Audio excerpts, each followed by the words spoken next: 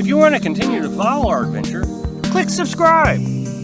So you don't miss anything, click the bell notification. Once again, I'm doing my favorite chore, filtering water through my Berkey.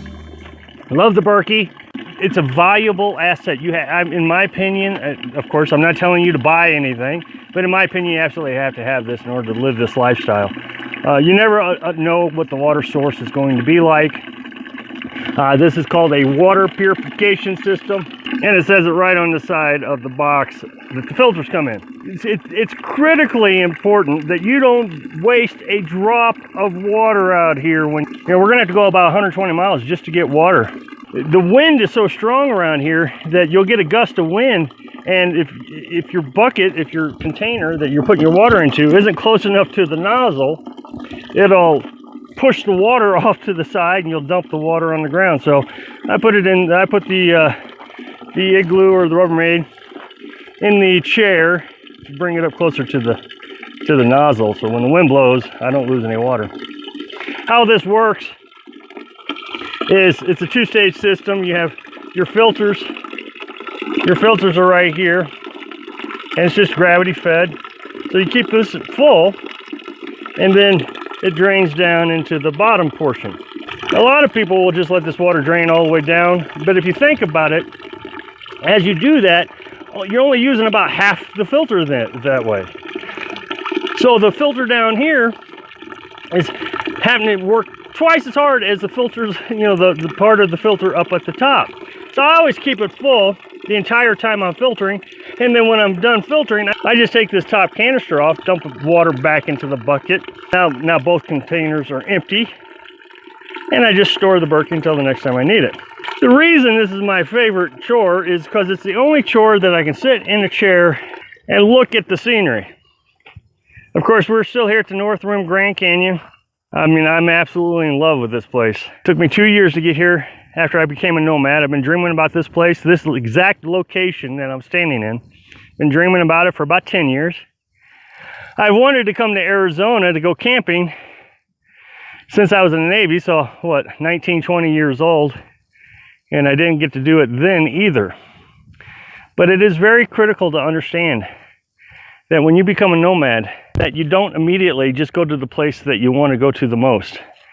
The lesson I've learned about being here at the North Rim is I am so happy I waited the 2 years learning how to be a nomad before I came here. If I had come here, it would have been a terrible experience.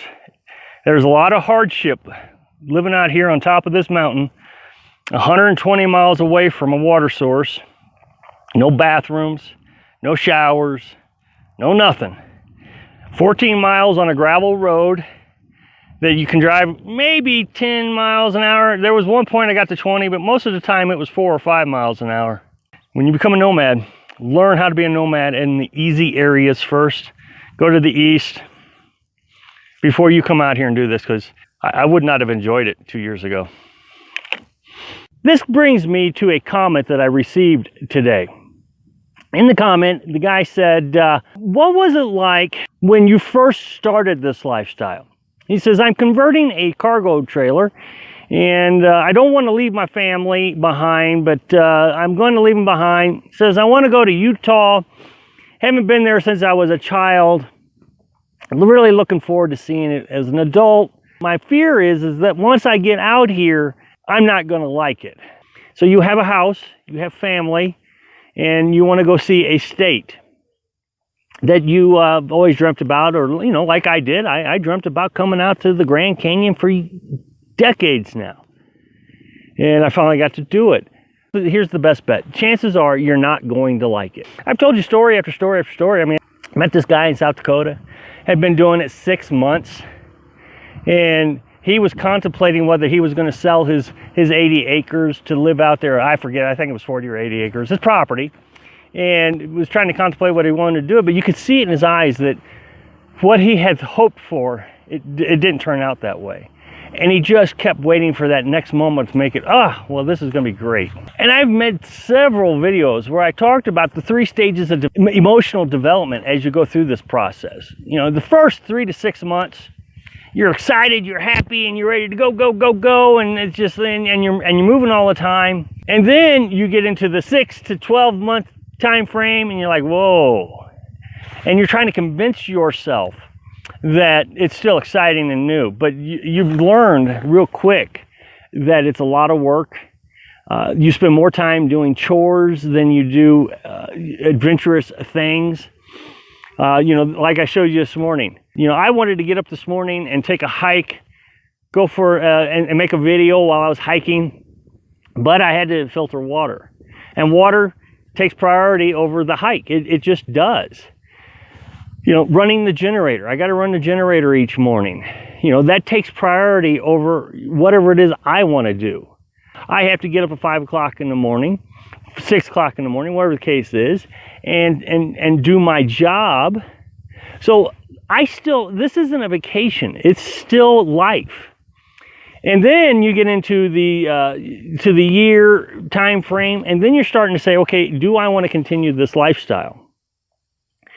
And here's the thing. If we'd just been doing it in the pop-up camper, I don't think we would be doing it still. I think we would have given up on it. It was quite challenging in the pop-up camper. But in the end, I think the camper itself has made us feel more secure, more like a house. If it hadn't been for the fire, which in itself was a lesson about this lifestyle, that not everything is like it's advertised. Oh, it's safe. Come on out here. I mean, I can't believe how many videos I heard saying how safe it was to be out here. And within the first 9 months, someone burned down our pop-up camper. So to the guy who says he wants to come out here and he's worried that he's not going to be happy, I'm going to say it again. Do test runs. If you want to go out to Utah in your cargo trailer, then go out to Utah for 3 months with your family and everybody back home that you can go back to say, okay, this didn't work out. Or you can call them up one day and say, you know what?